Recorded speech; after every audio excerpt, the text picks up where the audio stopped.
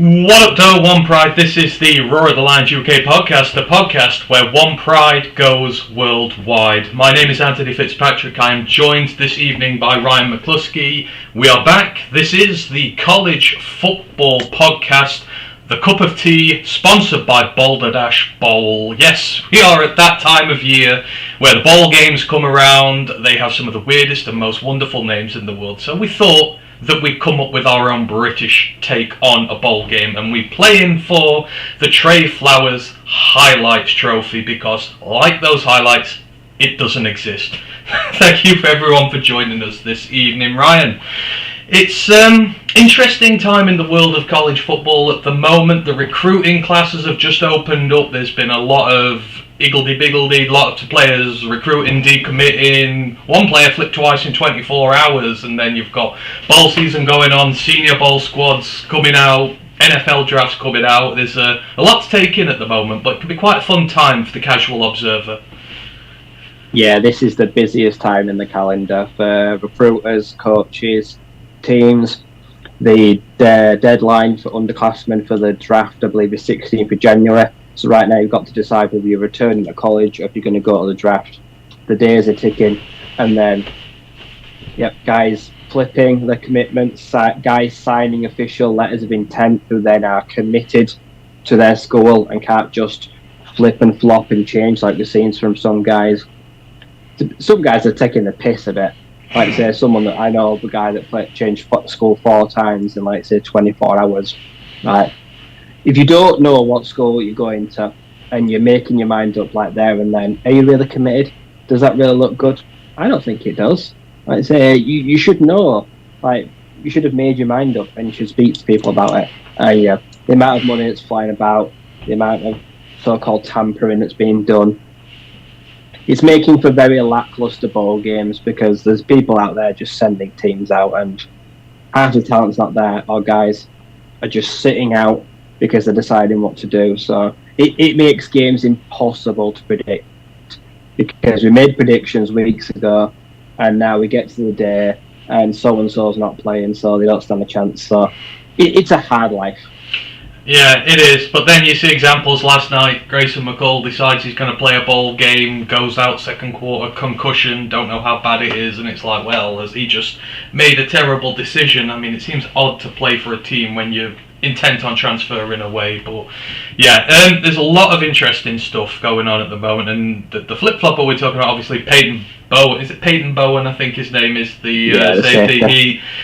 We might be witnessing the birth of a new Tate Martell here, his story from how many teams he played, but I think he went from Notre Dame to Oregon, if I'm right, and he made the decision at the recruiting table. When he sat at the table making his announcement, he still doesn't know who he's going to pick. He picks up the Notre Dame hat, puts it on, and then goes, oh wait, no, Oregon. I think it's Oregon, or it's the other way round. And then 24 hours later, a statement comes out, well, actually, I'm going to go to Oklahoma instead, and I believe Oklahoma is now going to be his port of call, but that was all done in 24 hours. And like you say, it's like, if you don't know, don't do it. I think sometimes the spectacle of revealing where you go into a school is taking over the vested interest of the players themselves. They've no idea. They just like getting caught up in the spectacle of it. So, yeah, interesting times indeed. Thank you to everyone who's joining us anyhow this evening. Grandizer's in the building on YouTube. Thank you for joining us as always, Grandizer. Hope that you are well. And got a few people in with us on Twitch as well. If you've got any questions during the evening, college football draft, anything like that, let us know because we've got a lighter schedule today. We've had a week off, obviously, my birthday last week, so I had a bit of a break. We're just going to go through a few things today, just sort of try and clarify bits and bobs, and then next week onwards we're going to really start diving down into the draft stuff and whatnot when we know who is declaring. So there are a lot of people who are coming back to college who we didn't think would be, so we're going to wait a little while longer before we start doing reviews on players who might not even make the draft. Would be a huge waste of time otherwise. Right, just going to go through all the housekeeping before we start off. So obviously,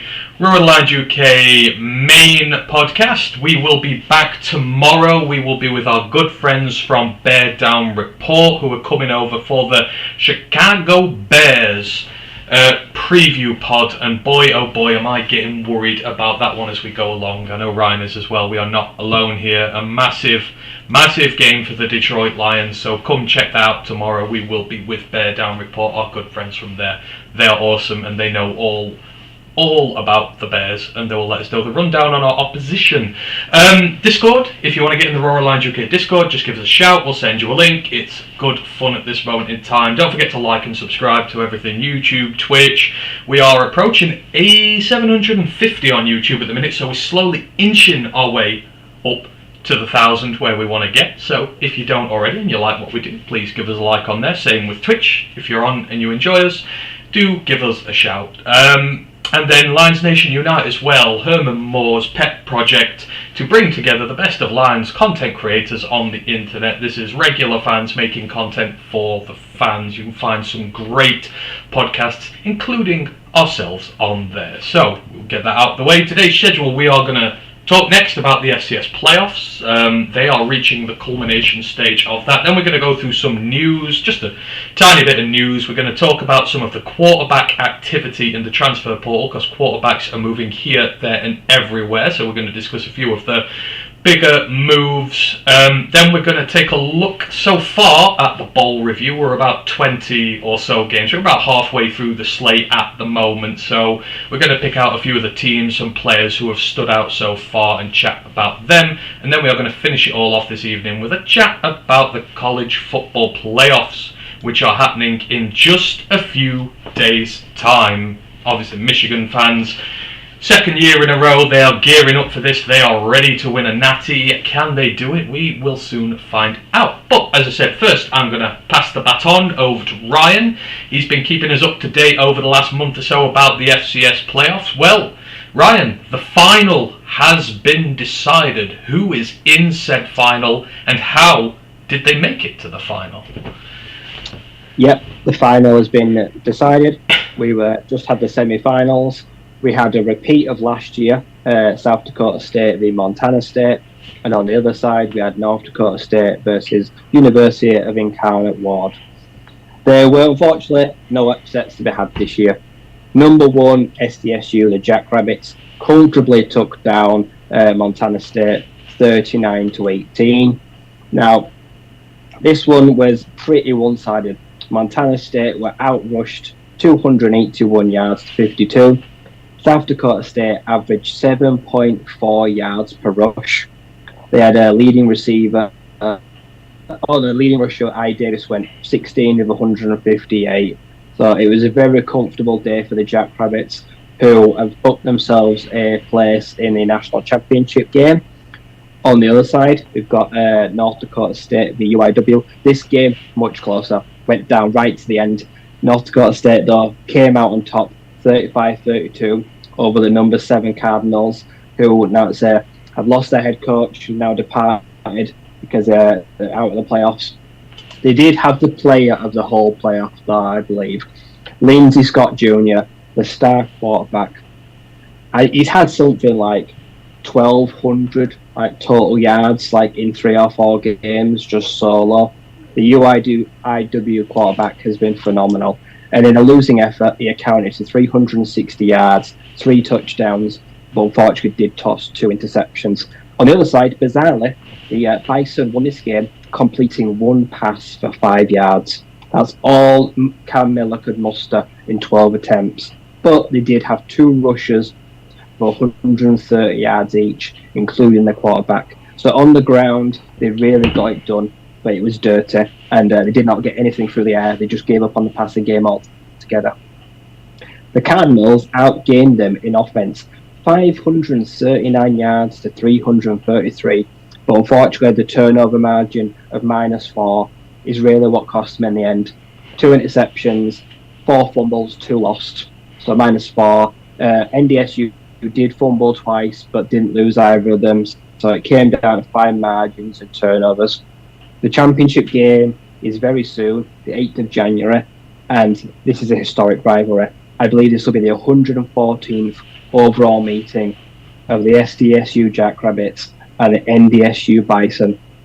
Blooded rivals, absolutely hate each other. I think currently NDSU just tip it with, I think it's 65 wins to 43 losses and 5 ties. But it don't matter, say form goes out the books. This one could be an absolute barnstorm, I bet, yeah.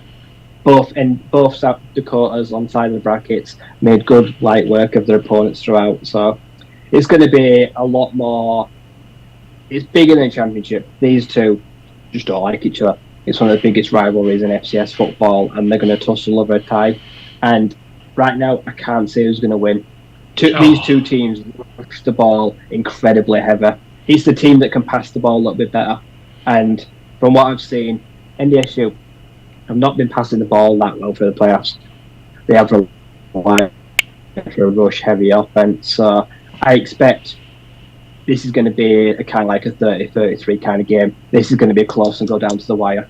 I think the Jackrabbits might just get over the line because I trust their passing offense a little bit more than I do, because NDSU's passing offense dry this week, was totally shut down.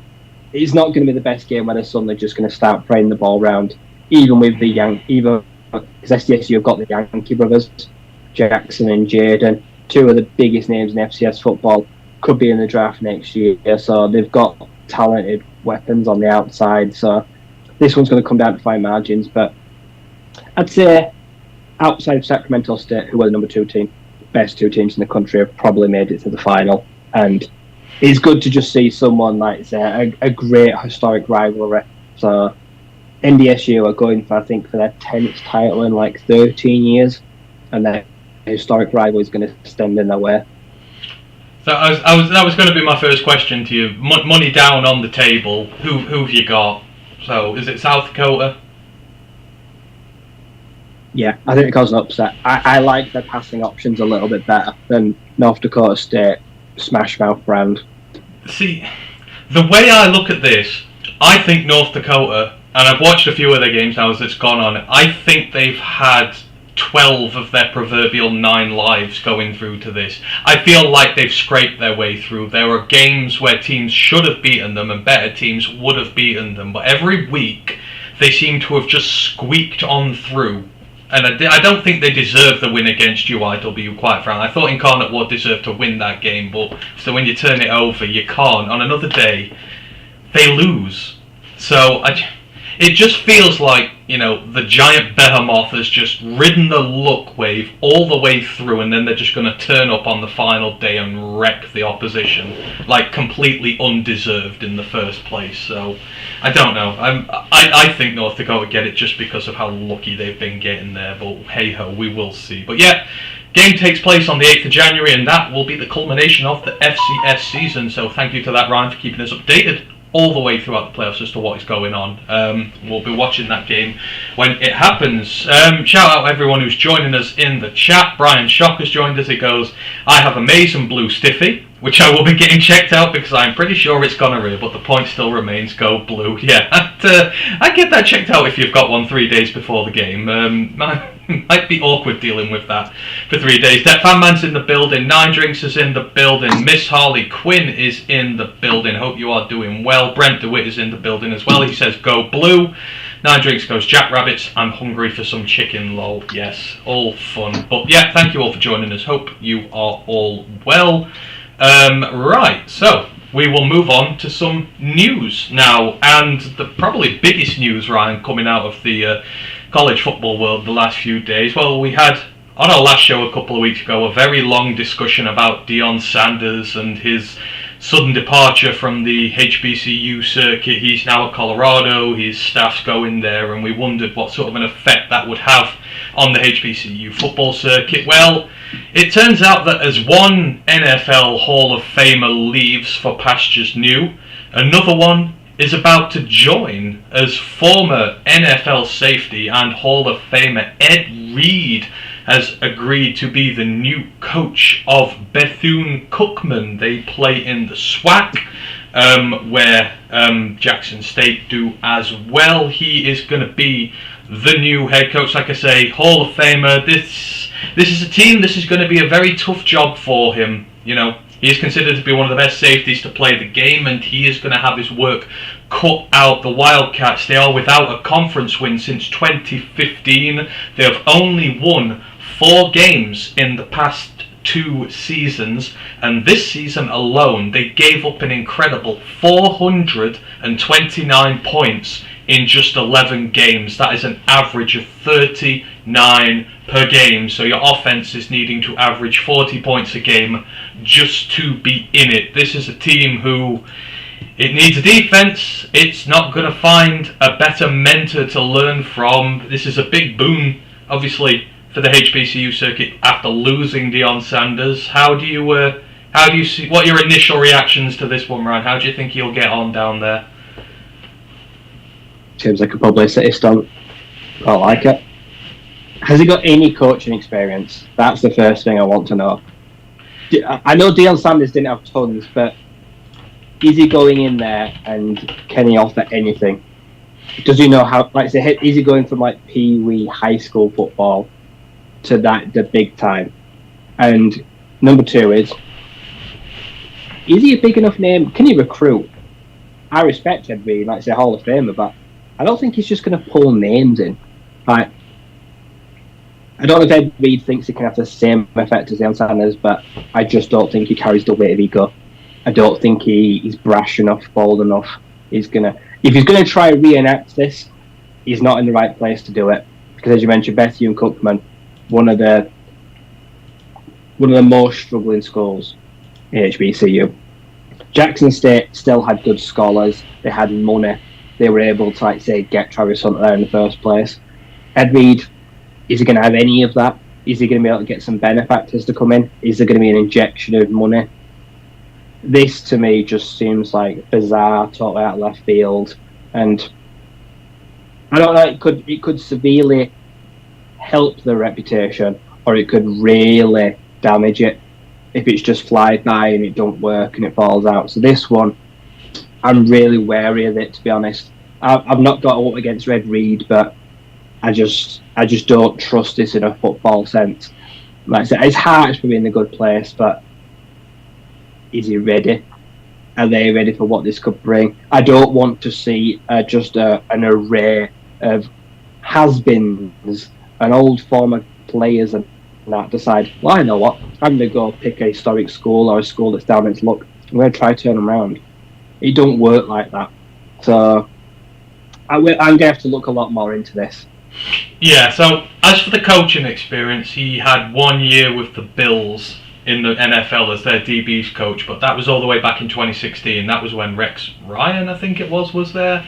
And then McDermott came and didn't retain him. So that's the limit of the experience. And I'm kind of with you. I mean, in terms of the publicity for the school, obviously it's going to be huge, but yeah, you do need to make sure that you go there and you do a professional job, because you don't want to almost ridicule. You know, these HBCUs get enough trouble as it is, and you don't want them to be ridiculed just because they're hiring big players and still not doing anything with them. You want it to further the betterment and give them a level playing field, because they really don't get a level playing field at this moment in time. But it's interesting, and I mean, if it's a way for former players to sort of get on the coaching ladder, if he's able to have 3 or 4 good years there, and he goes and gets himself a Power 5 job as well, then maybe it's a way for guys to be able to get in, help the college circuit there, and also to get on the coaching ladder. I don't know. It's one to keep an eye on, but it's an intriguing one. Obviously, if you're a DB now and you're looking for a school, you will want to go there. So it's going to be interesting to see what kind of recruits you can get, but you would assume the corners and the safeties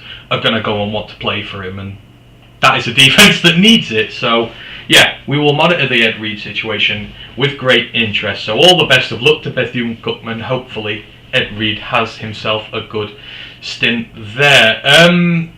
In terms, there's been a few other little moves here and there, but we're just going to go on now. We're going to talk about some of the quarterback moves in the transfer portal, because a lot has been going off. A lot of QBs are in there. Some have decided to start committing to schools, so we're going to discuss those. And big news that broke, I think it was yesterday, that Wake Forest quarterback Sam Hartman was expected to jump into the transfer portal, but his destination was already named. He is believed to be the next guy for the Notre Dame Fighting Irish. He fell 33 yards short of 13,000 passing yards at Wake Forest, and he managed to end his career there with a bowl win over Mizzou just a few days ago. Ryan, you've been a big Wake Forest fan for years now. I know you've watched Sam Hartman very closely over his collegiate career before. Is this what he needs get to Notre Dame, see if he can get them back in the playoffs, boost his draft stock for next year after,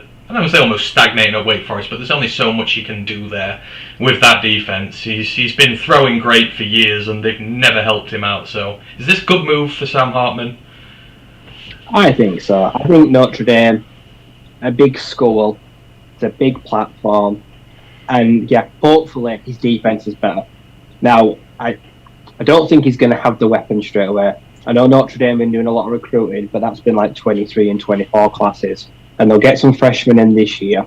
Like I say, they pick up a guy I think called Jaden Greathouse, like a 4-star receiver. And guys like Riley Hennigan, I think he's a 4-star safety receiver. So they're bringing in talent, but it's not going to be bedded in for this 1-year stint. Now, he's getting a good coach. Like I say, Max Freeman's going to like him. They won't adopt the air raid for one. Like, they're not going to give him the keys to just throw the ball at will like Wake Forest did. They're going to try probably balance more offense, which could work in his favour because he did have some meltdowns in Wake Forest games where he just throw tons of interceptions. They're going to rein that in and ask it to pass the ball less.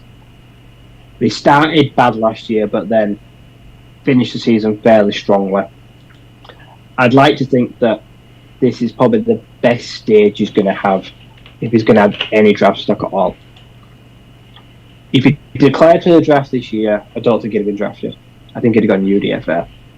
Like I said, I like him, but people question the size, the strength, the system he's played in. And like I said, he's had this, obviously, the health scare this year as well. That's probably put things into perspective for him this year. So I like this. I think this is a good move for all parties. I think if he can improve his draft stock from UDFA to rounds 5 or 6, he's done a good job. But there's a lot of expectation. You can't just join Notre Dame and think I'm going to coast to the draft because they've got a big fan base. And an expectant one. Yeah, expectant one, like you say, whether they've got good talent or not, because they're about to lose some key players to the draft. Like Foskey's going. Like I say, I think Brandon Joseph he entered the portal, didn't he? Or is he returning? I'm not sure what he's doing yet. He's got a decision to make, so there's still a lot of question about guys on that team. But yeah, he is going to be expected to have double-digit wins probably and be in the playoff competition, and that is a lot for a year. Like I say, for a guy that could never get to an ACC title in some bad years with Wake Forest and around the league, so it's a big step up. I'm going to be interested to see their schedule, who they've got next year, who they're going to give him. Well, obviously the big one, they've got the rivalry game in Dublin. So if he thinks the expectation's bad there, you wait until the Fighting Irish come to Ireland next year in the rivalry game. Navy, you get to see him live. See, look at the smile there. He loves Sam Hartman. He's going to get to see him next year, but it is, isn't it? The wave of expectation is going to be huge. Navy nearly upset them this year, and I know that upset a lot of Fighting Irish fans that Navy nearly beat them again because that Navy coach who's just gone had their number for quite a few years in the 2010s, and they don't want that to happen again. Yeah. If he sinks, he'll never make it as a pro. He will not be seen or heard of again, especially not in the NFL. He'll wind up in the XFL or the USFL or CFL if he has a bad year. But if you can get them in playoff contention and you can get all eyes on him, then you never know what's going to happen. Like I say, and he's one of the most likeable kids in football. Like I say, he's fought through injuries constantly.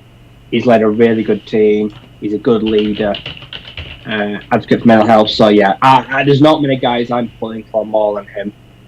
Yeah, no, absolutely. Going to be interesting. But yeah, good move for him. Great chance for him to boost his draft stock for next year. If he can get Notre Dame back in the playoffs, then his stock is going to go to the moon, especially if he plays well. So, best of luck to Sam Hartman with that one. But the guy he's replacing, Ryan, this is going to be an interesting one because this is very close to home to you. Last year's starting Notre Dame quarterback Drew Pine, or he eventually was when they stopped doing the whole rotation thing, his new home, Arizona State. The Sun Devils, Emory Jones is gone. It doesn't seem like it's Bourget's season just yet.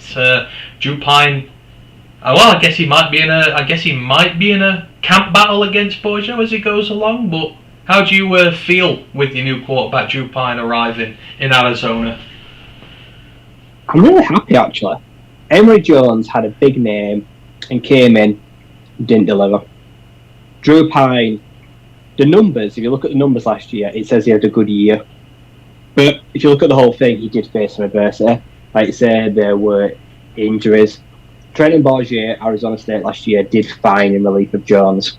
Came in, won some games, was close in some.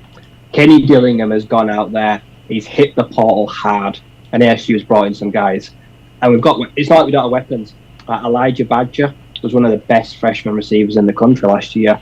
They've got guys from the portal. They've got some good recruits, 3-4-star receivers. And Kenny Dillingham ran a good offense in Oregon. And they got a stud FCS running back in the portal. So it's not like they're not giving their best go. Like I said, the Sun Devils right now are in a really bad, low place. And expectations are not very high. But I think Drew Pine can be here for 2-3 years. Like I said, I think he can find a home here if he really wants it. ISU has had some success in recent years.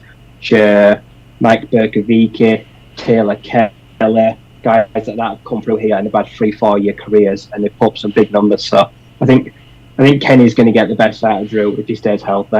But yeah, there will be a battle. Trenton Bourgier will like to think he can keep this job, and he did enough last year to be considered. So yeah, I like what they're doing. All right, so possible camp battle in Arizona State there. We'll see what happens. Now, one of the ones I'm really looking forward to, I mean, in terms of quarterback play over the last few years, I've always had a soft spot for Purdue because I am a massive Aidan O'Connell fan. I absolutely love him. He's coming to the draft this year. He's coming to the draft, isn't he?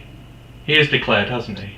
Yes, I believe he has. Yeah. So Aidan O'Connell is leaving, and I was beginning to wonder what was going to happen with Purdue and my likeness for them and their quarterback play. But I thought this was quite a surprising move by them, but you didn't seem to think so. But one Hudson Card is going to go to Purdue, presumably to be a starter. Hudson Card, for those of you you'll know, he was the backup for Quinn Ewers at Texas this year. He is highly thought of as a quarterback, and he's just been kind of waiting for an opportunity to be able to play. And Ryan, the more I've thought about this, that Purdue style offense, which puts a lot of emphasis on slinging the ball around, big plays, playmakers there, this could be a match made in heaven between Hudson Card and Purdue, and could potentially provide a lot of entertainment value going forward in the Big Ten.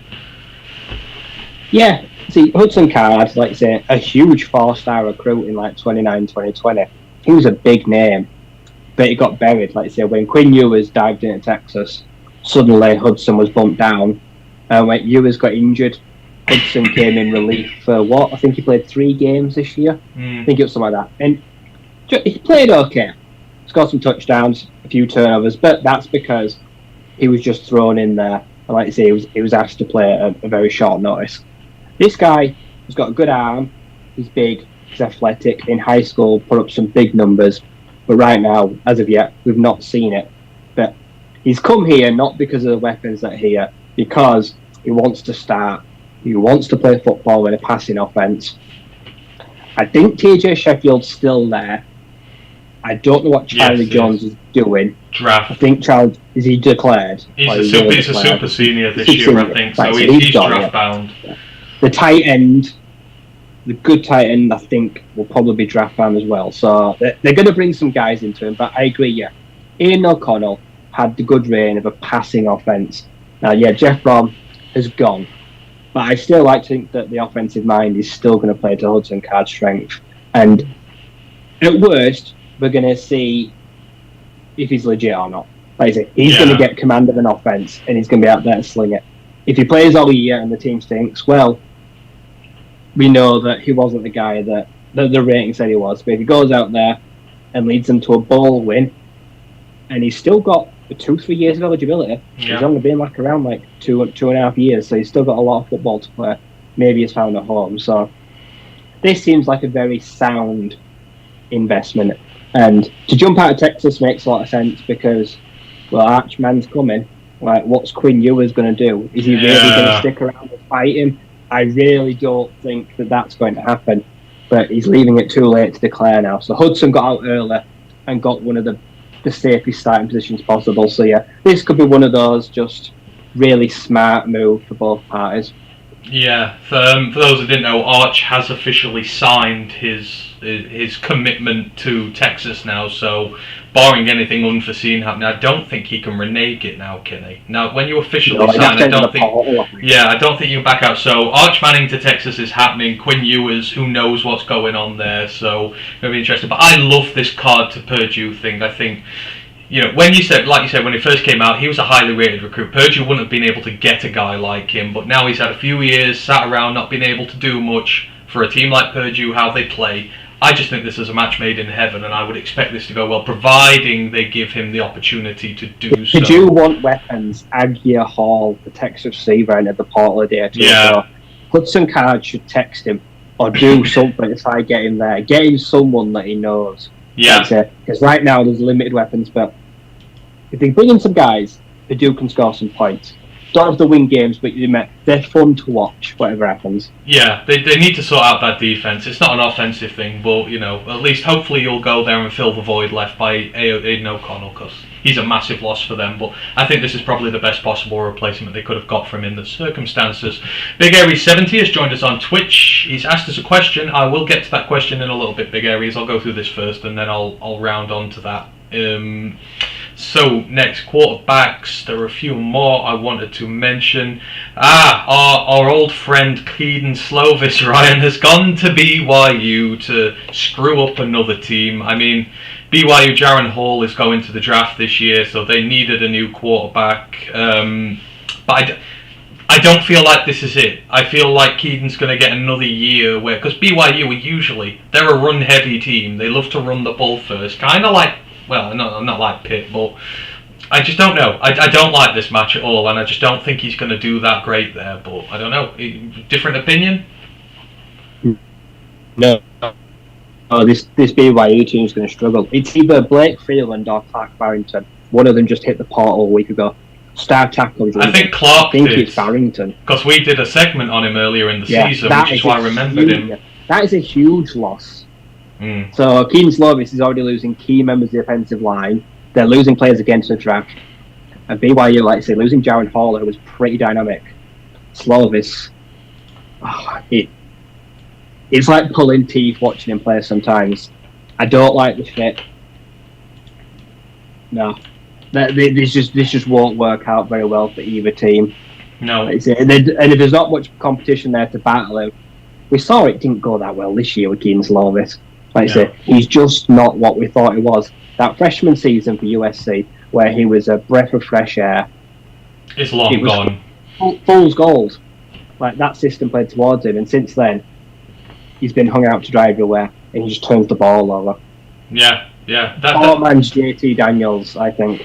Yeah, that Pitt offense last year was Israel Abanikanda. So, I mean, it's last chance saloon for him there. I mean, BYU, they need a passer. They missed Tyler Religier, something chronic this season. They need a run game first and foremost. Keaton's not going to have an Abanikanda-sized rescue blanket to rely on this year at the minute, because it didn't look like BYU really had anyone at running back this year. So if they can't do that, there's going to be a lot on him. And for a team that doesn't pass the ball a whole lot and loves to run it, I don't know. Puka Nasua's coming to the draft, so he's losing his top receiver. It's just it's a tough situation at the minute. So, yeah, we'll see what happens. But not at this point expecting much from Slovis and BYU. And we made the same prediction last year when he went to Pitt, and that one was proven true. Grandizer goes, I do wish Keaton Slovis would start to get on track. He played for Kurt Warner in Arizona High School. Yeah, quite a few guys did, but it just doesn't always work out. Not everybody is a Kurt, unfortunately. You quickly mentioned JT Daniels there. He's got a Rice now. I mean, yeah, well, let's talk about it. I mean, this is the fall from grace continues from all the years ago. Been the high 5-star guy. He's had injuries. It's been tough. I thought he did pretty well at West Virginia in the circumstances. At least he stayed healthy for the most part. But he's now transferred to Rice, who have not had the greatest season and got blown out in their bowl game. However, it is an opportunity for him to go there and make something good of his final year. This is a big get for them, even despite his troubles in recent years. Yeah, I actually watched most of that bowl game, and they've got some weapons. They've got Luke McCaffrey, who was a pretty high-level recruit a few years ago, and like I said, part of the famous family, I think. I'm pretty sure he's related to the other McCaffreys. So yeah, and he had a really good year of like 750 yards. So he's getting a number one receiver. That bowl game as well, they had some good tight ends. I saw good tight end play. It looks like a decent passing offense. And yeah, they made a bowl game, like I said, they got blown out. But he's joining a team that's not terrible. And the expectations aren't that high. I can see JT Daniels putting up pretty big numbers on offense. I just don't know if they'll win many games because I couldn't say a lot about Rice, the rest of the team. But I think, yeah, good recruit for them. And for him, just play somewhere with a little less pressure. Yeah. I can see him actually having a monster year, and it'll probably go totally like under the radar. Not to help his draft stock any better, but right now, that's probably the least of his worries. Just have a good year, because every year before this one, it's just been setback after setback.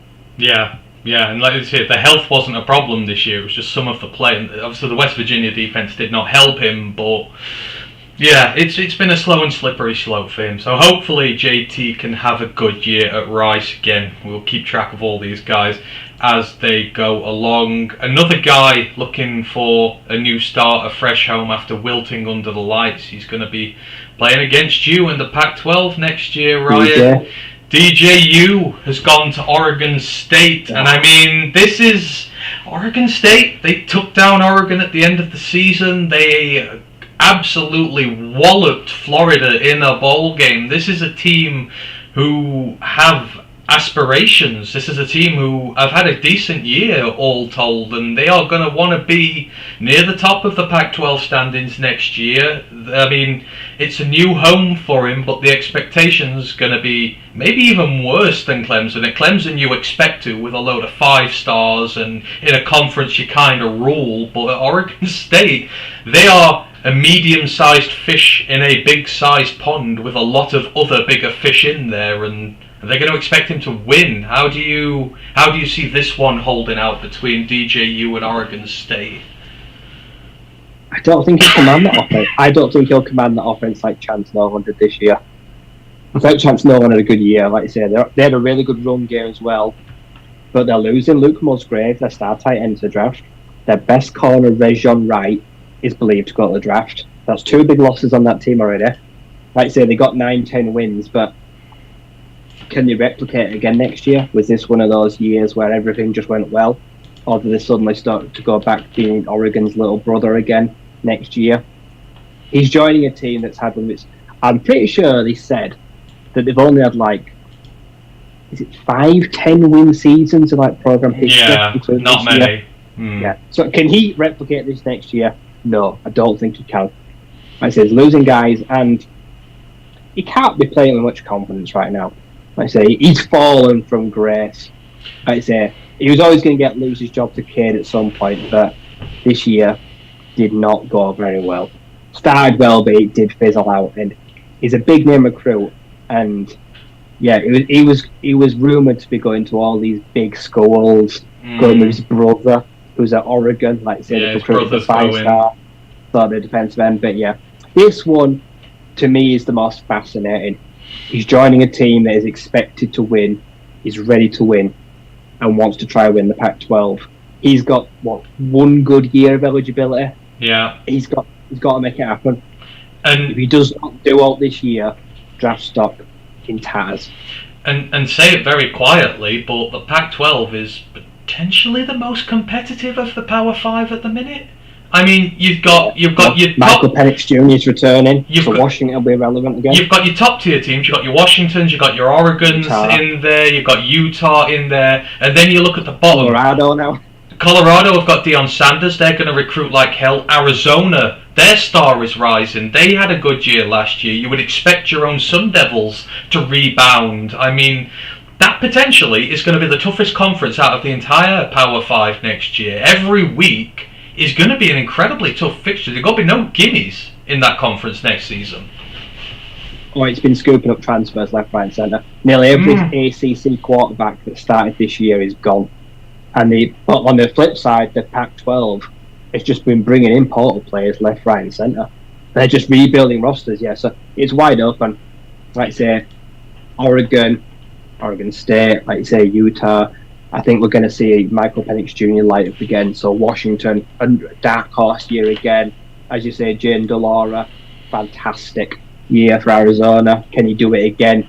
Was it a fluke? Will they go back to being bad, or can they improve again? So, and then Colorado, Shedeur Sanders. I love the kid. I can't wait to see him play, and they're just scooping up players left, right, and centre. All eyes on the Pac-12 next year.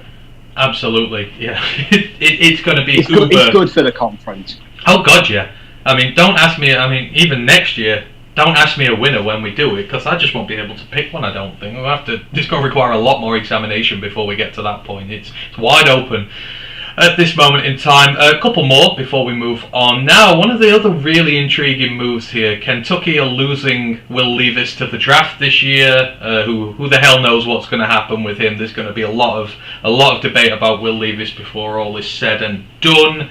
But they've got their replacement, and a guy I'm very familiar with because I'm a Wolfpack guy. Devin Leary has decided to transfer to Kentucky and is going to chance his luck there. I mean, that is a good move for Devin. He's going to get to play in the SEC against some top quality opposition, but he's going to need a much better Kentucky team around him next year to have any better luck than what Will Levis did, because for all the tap Levis gets, he's still a very talented quarterback, and he wasn't able to do anything there because of the team around him and because he kind of regressed a bit. Can Devin do better than Will with Kentucky? No, I don't think so. Right, is the offensive line going to get better? He's lost Chris Rodriguez. Are they going to bring in some receivers? They're going to give him some weapons to throw to? I can't name any of the Kentucky receivers from last year. Like, Will Levis was set up to fail. Why is Devin Leary going to be any better off? And a lot of boards had him as like in the top 5 portal players when he entered. He was one of the highest things. Now, when you weigh up, do you want to play on the biggest stage and get the most views? Yeah. But do you want to be successful? Do you want to actually win games or just have eyes watching you? I feel like he's made a very risky choice. I don't know. I feel like this one could end in tears. I feel like he's taken a big gamble, hasn't he? I think is the thing. He's decided. He had to leave the SEC, but I don't know if he's picked the right option for a team that. Is he going to win 10 games in Kentucky with the talent that was there last year? No, I don't think he will. No, but I guess the potential prize is if he does win 10 with Kentucky, it kind of does his stock more boost than it would having another good season with NC State. As much as it pains me to say, because I love him, I loved him there. So, yeah, Leary's going to be interesting. Yeah, that's kind of kept my interest in Kentucky alive because I was a Levis fan before this season. And I will be always a Devin Leary fan because he's owned Florida State over his career, so I'm gonna stick with him. He's done a Spencer Rattler. Yeah. I think he's gone to try and boost the stuff that Spencer Rattler tried, and I mean, if Spencer Rattler had had a full season like those last 2 games, maybe we'd be talking a lot differently about him now. But yeah. Interesting times for Devin Leary in Kentucky. Det Fanman goes, as long as the Lions decide to leave him for someone else to the draft, it will all be fine. Det Fanman's been listening to Ash a bit too much, I feel. That is an Ash joke all along, but it did make me chuckle a little bit. I think Will Levis will be gone before we pick. Yeah, I agree. Someone's going There's so many people so high on him. I've seen them mock 3 to Seattle. The thing is, and I know it's the laziest comparison in the world, Will Levis to Josh Allen. It is so lazy as a comparison, but when you start saying that, a lot of teams will remember, oh my god, we all passed on Josh Allen. Can we afford to potentially pass on another Josh Allen? That's why this sort of hype comes up. You know, teams will be scared about passing on potentially getting another guy, and it's lazy. It's really damn lazy. That's why he's going to go high if he does. People say Cam Newton and Lamar Jackson. Exactly. He's going to go really high too. Exactly. He could go to Detroit with our second pick because they're thinking, can we afford to pass on a potential jump threat star? And it's hard to really argue that teams out there, are thinking about the future. Of course. And he's worth the gamble. Exactly. So it's not Yeah, because like I say, I like my QBs to have had good college play before they come to my team. I like to see that they've done it, and Richardson and Levis have not done that this year. I don't see the good tape from them, and I don't want them anywhere near. But like I say, the intangibles, someone will pick them. People will go crazy when Richardson reaches his pro day and that, and ignore pro days, 100%. Ignore them. Watch the tape, always the way to do a player, but someone is going to pick them high. John Bolgo's just got in. Hi all, hi to you, John. Hope you are well as always. Hope you're having a great Christmas period. Thank you for joining us. As always, we do really appreciate it. Last one I wanted to mention, maybe the weirdest one of them all that I had on here, but a bit of Mac attack action here. Kent State, they need a new quarterback because Colin Schley has headed on over to UCLA. He's going to be locking horns maybe with some of you over in the Pac-12 there. Now, if he does, this is quite obviously a one-year bridge, isn't it, right? Because the big news coming out of recruiting season is that UCLA flipped Dante Moore, the huge 5-star recruit who was meant to be going to Oregon. He decommitted just after his offensive coordinator left, and they have flipped him, and he will be arriving in 2024. But that Kent State team with Schley under centre has been pretty good in the MAC. I know the MAC's been pretty terrible altogether. They've got a bad defence, but possibly a chance for him to shine in a one-year window now that DTR has come into the draft. I mean, it's a huge jump. The talent is massive. Just realise that UCLA are expected to win the Pac-12 now. Like they've had like multiple good years. He realises that he's jumping out of the frying pan and into the fire. And yeah, DTR's going, Charbonnet's going and trashed, but it's still pretty loaded. He better be ready for what's going to come. This could be terrible. Like I say, if he cannot reach those lofty heights and command that offense the way it should be, like this could be a terrible year for the Bruins. They could really have to rely on the defense or try for a run game because the level of competition he's about to go up against is going to be tons higher. Oh yeah, absolutely. This is a new barrel. This is a new kettle of fish altogether. But I mean, it's an opportunity for Colin Schley himself. Who knows? He might not even start. I don't know what the rest of the quarterback room is like there. I think they've got a 4-star hidden away on the roster.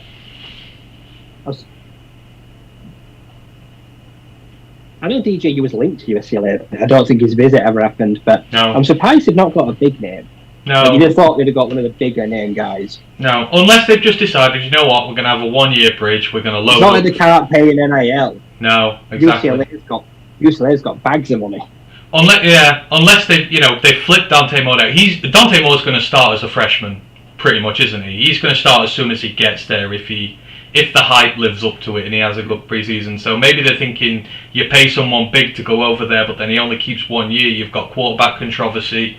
I don't know. It does kind of smack of a little bit of a bridge there for now until Moore arrives, and of course there's still the opportunity that he might flip and go elsewhere. So who knows with that one? We'll keep an eye on that. But yeah, Colin Schley gone from the MAC to the PAC. Right, that is it in kind of the quarterback land at the moment. There are others to keep an eye on. Grayson McCall is in at the moment. That's going to be big as to where he goes. If he goes, he may still go to the draft, but he was a lot of people's day 3 draft darling, especially for the Lions. But as it stands, he is going to go back to college, but we've got to see the extent of his concussion injury that he suffered yesterday. It doesn't seem to be too bad, but with concussions you can never tell, so at least hopefully he is alright. Because it was nasty how he went over. He landed straight on his head and it did look rather horrible. Right, let's move it on and let's talk about the bowl games. We'll move on to the bowl review now. As I say, we're kind of about halfway through. There's about 42 bowl games. I think we're 22 or 23 in at this moment in time. They're going to be going on for the next week. There's some taking place today. I think there's one taking place even now. I can't remember who it is, but there's about 5 or 6 games today, and they're going to carry on for the next week. So just a congratulations to the winners so far. So the University of Alabama in Birmingham, or UAB as we know them as, Troy, Oregon State, Louisville, Fresno State, Southern Miss, BYU, Boise State, Marshall, Eastern Michigan, Toledo, Western Kentucky, Air Force, Houston, Wake Forest, Middle Tennessee State, New Mexico State, we'll talk about that one, Buffalo, Memphis, East Carolina, and as of yesterday, Wisconsin have all punched their bowl wins and ended their season with a bang. And the pick watch me and Ryan are doing, Ryan currently leads me 11-10, so it is very close. Our predictions so far have been very, very close. Oh, I've missed one of the biggest ones, but I can segue into it. The Celebration Bowl, Ryan. Probably the best game of the lot so far. The 1-4 over by the HBCU schools, winner of the SWAC and the MEAC. Jackson State, Deion Sanders' last game against North Carolina Central.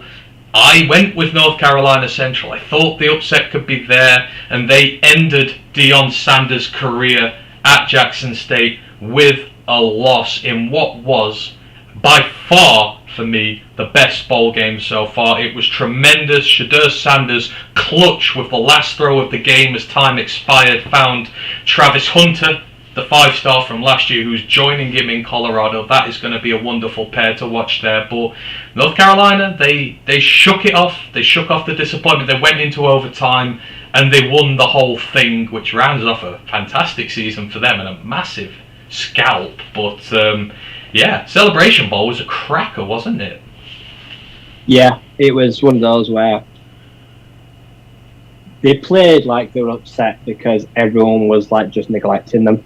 There was no talk about them. No one cared about them. There was no eyes on them. It was all Deion this, Colorado, Mr. Prime, like I say. And they shut them up. Like I say, it was not how he would have wanted to end his stint at Jackson State. Him or Shedeur or Shiloh and him, like I say, they will have been really disappointed to get to overtime and then fall short right at the end. They've been a powerhouse pretty much all year. So I feel like they're probably a bit stunned that they lost that game and probably a bit frustrated. But yeah, like I said, I suppose David took down Goliath in what was the best game so far, and it was thoroughly deserved. They hung with one of the best offences in the country and went blow for blow for them, and in the end outlasted them, which most teams will. No one's been able to do this year so far. Yeah, absolutely. Hawkstens in the YouTube chat says hi to you. Thanks for joining. Yeah, big win there for North Carolina Central in their bowl game. So we'll talk about some of the players and some of the teams who have impressed us so far. Let's go with teams first, and there's a couple I've mentioned here who I want to give props to, Rye. So they're the home state team here, but Eastern Michigan have been very waxing lyrical about Chris Creighton and how he has done there. They broke some really big records in their bowl win here. So it's been 35 years since Eastern Michigan won a bowl game. They won against San Jose State this time, and it's the second bowl win that they've ever had. It's only the second time the Eagles have won a bowl game. The last one they won was in 1987. And do you want to know who they beat in that bowl game? San Jose State. So they have won 2 bowl games in their entire career, 35 years apart, against the same team. And in doing so, they finish with a 9-win season. And it is also their first 9-win season since 1987, when they went 10-2. So history has repeated itself twice in this case for Eastern Michigan. But I mean, this was not a fluke win. They dominated San Jose State, absolutely killed them, and this can go down as nothing but an utter stellar success for Eastern Michigan this season. 9 wins, bowl eligibility, first bowl win in 35 years. What a job Chris Creighton's done there. Yeah, he's done it with an ethos of tough, gritty football. Samson Evans, I've seen him play 4 or 5 times this year, the running back. Put the team on his back all year, and he has got big runs, explosive runs, touchdowns, but he has done all that dirty work in between the tackles.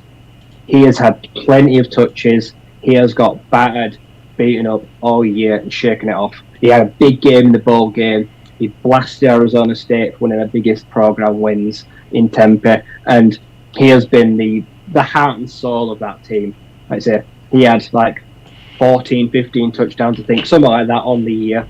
He really was the power horse and everything that they relied on. And Chris Crichton really can thank him for how far they've done this year. Like I say, good offensive line play as well, and good complementary quarterback play.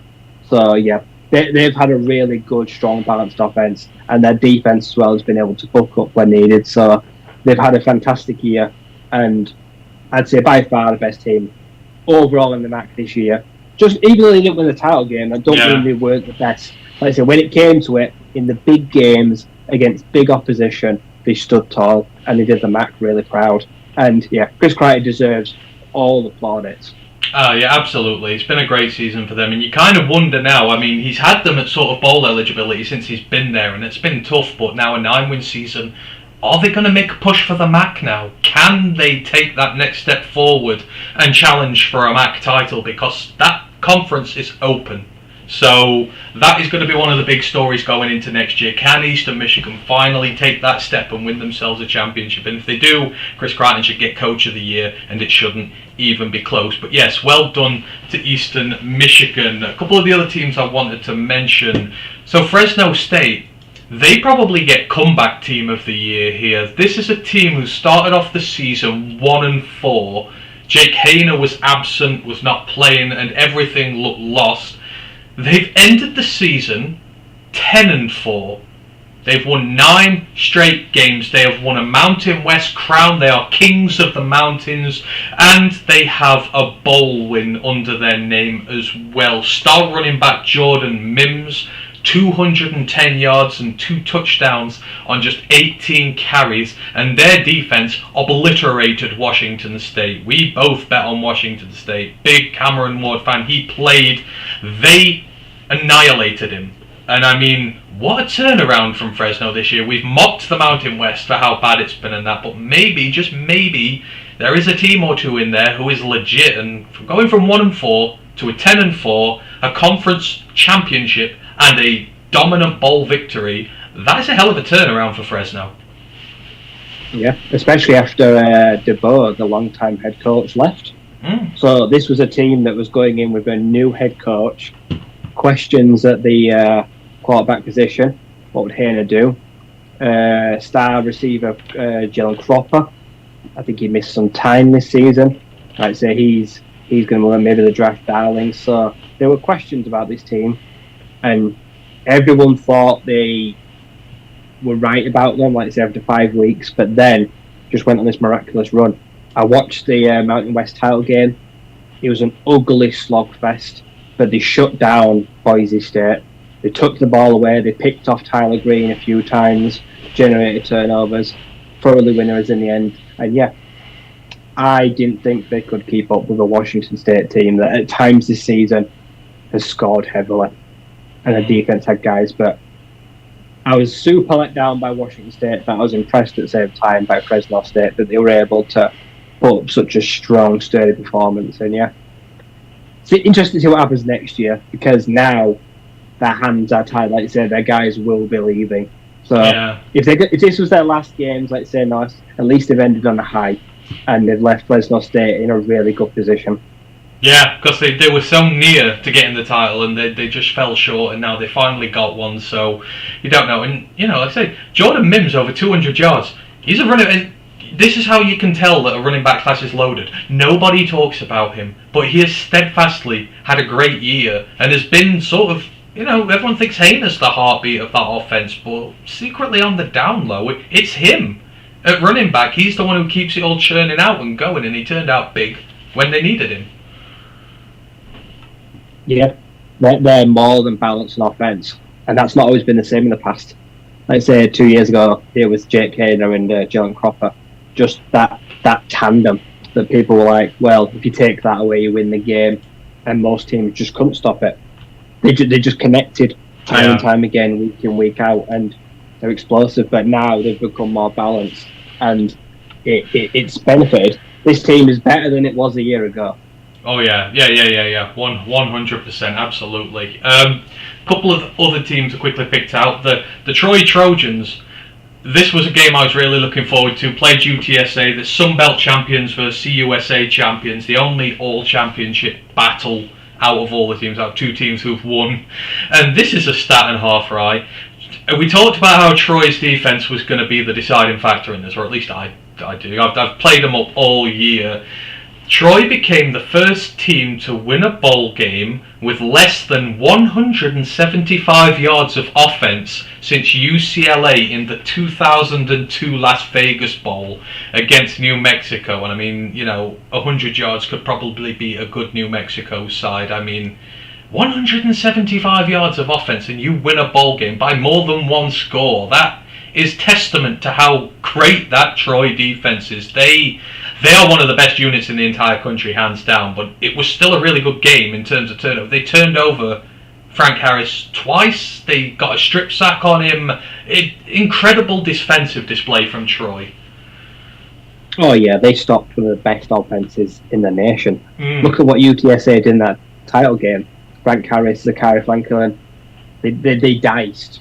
What did they score? Like 45 points. Nearly 50. In the title game. Yeah, and then Troy proved that they can score too, because they slapped about Coastal Carolina. Something wrong. That was embarrassing. Yeah. They were 37-7 up at one point, so their defense can stop anyone, but they also can score points, and a lot of people seem to forget that. Yeah. So when the two marry like this, and they're offense, and they're efficient, like I say, they don't have too much offense, but they score points when it matters. They're incredibly hard to take down. Oh yeah, I mean if they sort of bring 60-70% of that production back on defense next year, that's got to be a nasty unit again. It just depends how many of the guys they can hold on to, because there will be portal interest in some of the better ones. A few of the other teams mentioned, the Air Force Falcons, they won their bowl game against the Baylor Bears. They rushed for I watched that. They rushed for 276 yards, and when we've talked about Air Force, we had them winning the Mountain West, and we think they've had a really disappointing season, but they've actually finished off 10-3 with 5 straight victories, and this is the first time they've had back-to-back 10-win seasons since 1997-1998 season.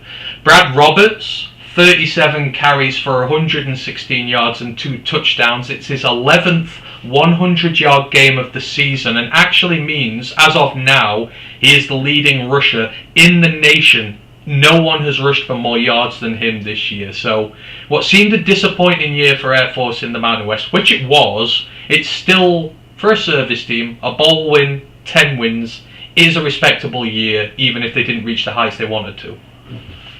Yeah. The losses in conference play cost them a title game. Like I said, that was disappointing. But out of conference, really good. And I watched this game. That Baylor defensive line absolutely mauled. That defense ravaged. The Air Force linebackers got to the Baylor QB Shappen had a really rough day. And Zeke Daniels is one of the better service academy forwards. He can throw when he needs to. He can run the ball, he can command an offense, and Brad Roberts is going to get drafted. I have no shadow of a doubt, I've been saying this, I really like him. He's got a lot of wear and tear and a lot of mileage on the body, but the new bill passed last week that means it's going to be a lot easier for him to get drafted after the Andre Carter thing. He's going to work in his favour, and he's going to be the next kind of guy like Zach Zenner that sits on a practice squad at some point, but will get called up, will have a big kind of game, and will bounce around from team to team. But yeah, he will have a career in some form. Special teams are out, like you say, because he's a reliable, dependable workhorse. And yeah, Baylor just outclassed. Like Baylor should not be getting destroyed by an Air Force team like that. This Dave Arata Baylor team in the last year or two has gone from like top of the hill, like title game, getting blown out, to like say getting their ass handed to them by Air Force. And I don't know where the Bears go from here. Caps off a really bad year. I think the one thing you noticed, and obviously they lost the big safety pair last year, and those safeties were massive in the run game last year. You bring them up, and you've got additional run support, and it was noticeably lacking for them this time. And yeah, you've got to fix that defense. That Baylor's defense last year would not have got manhandled like that, but Air Force played to them. They ended up doing well on the season. The only other one I want to mention, Western Kentucky. They blitzed South Alabama. They had nearly 700 yards of total offense. Austin Reed, the quarterback, obviously came in to replace Bailey Zappi, who had the best passing season ever. They didn't go away from the air raid. They're still air raid. He finished second in the FBS in passing yard to Michael Penix Jr., obviously of Washington. He had 36 of 55 passes for a career high 497 yards. He was just 3 yards short of a 500-yard day. Tossed 4 touchdown passes. He's had 9 300-yard passing games this season. Western Kentucky doing Western Kentucky things right. Bailey Zappi mightn't be gone, but long live the air raid. Yeah, it's just... Can't stop it, can you? You know what they want to do, and they don't change it. They challenge it to stop it, and it's hard because it's just drilled in. It's a good system. And it's a system that proves like that. If you can plug in a quarterback, you can basically make it tick. Not attractive, and it doesn't make pro quarterbacks, but it makes damn good college quarterbacks, because some of the best QBs of the last decade in college football, most of them have played in air raid systems. Exactly, and that's why you say you've got to be careful, because if you just looked at the stats and you say, oh, second in all of college football, he must be good. Well, he's all right, but he's in a system designed to get big yardage. There ain't no run game, there ain't no game management. It's just toss the ball, keep tossing it, throw it as far as you can. There'll be receivers down there for you. So you've got to be careful. Are there any other teams you want to mention before we go through some of the individuals? Any other teams that stood out from any of the games you've watched? Anything you want to mention? Yeah, well, in the shortest way, like East Carolina, like you say, that was a super fun game last night. They're a really good team. And do you know what? For a number of years now, the Pirates have been really solid. Like I say, their QB deserves a lot of love. I don't know if you've got him on a list. I know we'll have the running back. Holton Ahlers is there. Keaton Mitchell. Keaton Mitchell was amazing. Yeah. Holton Ahlers sets a new Birmingham Bowl record for 5 passing touchdowns, no exceptions, on 30 completions. Finishes a 4.5-year career with 13,000 yards, nearly 100 touchdowns, 13 interceptions. All-time AAC passing quarterback. Passes Clayton Tune, who is a legend in his own right. One of the most underrated and probably the least talked about QBs of probably the last decade. And yeah, gets the bowl win for ECU, which is the best way to go out of his career. So yeah, but yeah, keep Mitchell. Like I say, we saw 2 sophomore running backs last night who we just know have got a bright future in football. Braylon and Keaton. Next year, 2 guys to watch massively. Absolutely. And, we were chatting about Ahlers earlier, but you think potentially with Holton Ahlers, there's an NFL future there as well?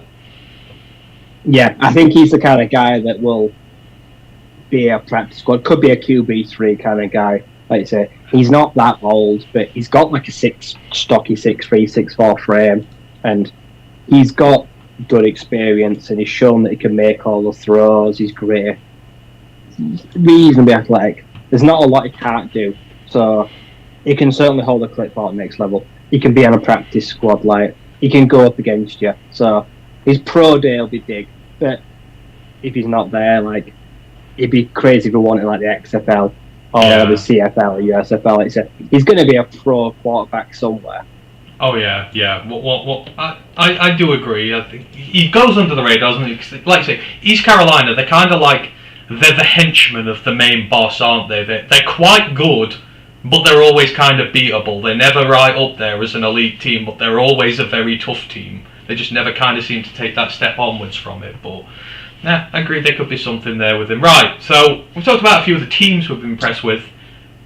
Sorry, did you want to mention another? I just want to say I'm so glad for Jim Leonard. Yes. Wisconsin got the win. I don't care about Luke Stickle, but Jim Leonard deserved the win because he's kept that team together this year, and he got the dunk of the eye, up his hand, and now they're going to part ways. They've agreed not to stay on, but Jim Leonard go by next year as a sort of coordinator.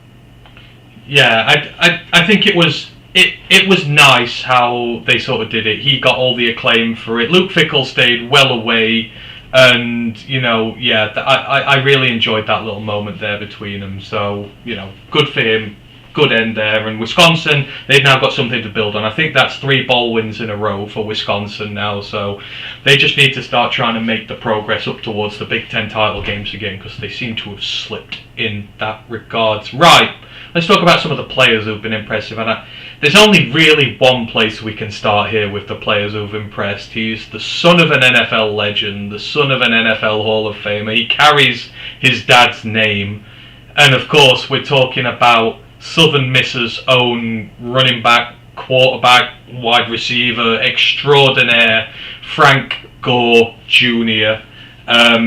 His game that they played against, I think Southern Miss was against Rice, wasn't it? Was it Southern Miss Rice? Yeah, and 21 carries for 329 yards. That, ladies and gentlemen, is an average slightly shy of 16 yards per carry, so a first down and a half every time he touched the ball. He had 2 touchdowns, and just for good measure, he threw 3 passes, completed 2 of them for 19 yards, and 1 of them was a touchdown throw. I mean, he shattered school records. He shattered national records. I think it's the most rushed ever by a running back in a bowl game before.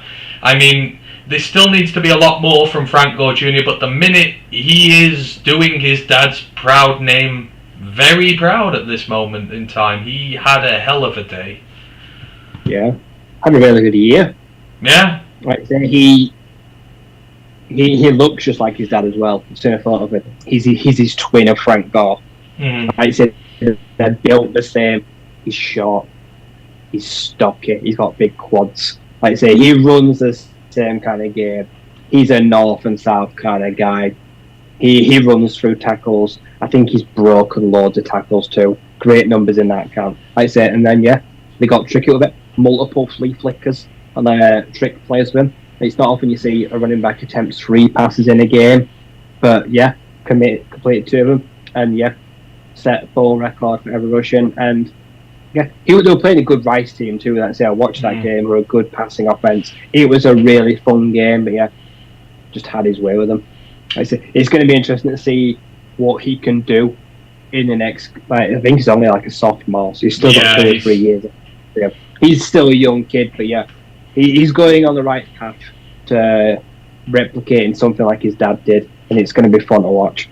But I mean, as a running back, what will make him stand out as well is the quarterback play. You can kind of almost envisage a Taysom Hill type scenario. I know that's a lazy comparison, but he can pass the ball very well. He's been the starting quarterback for the Eagles, and he's played pretty well. So if you sort of mix that in with how he plays, there's going to be an offensive coordinator somewhere in the NFL when draft time comes who is going to be absolutely banging his head coach's door down, demanding he be drafted as high as possible if you can sort of make something niche work with it, isn't there?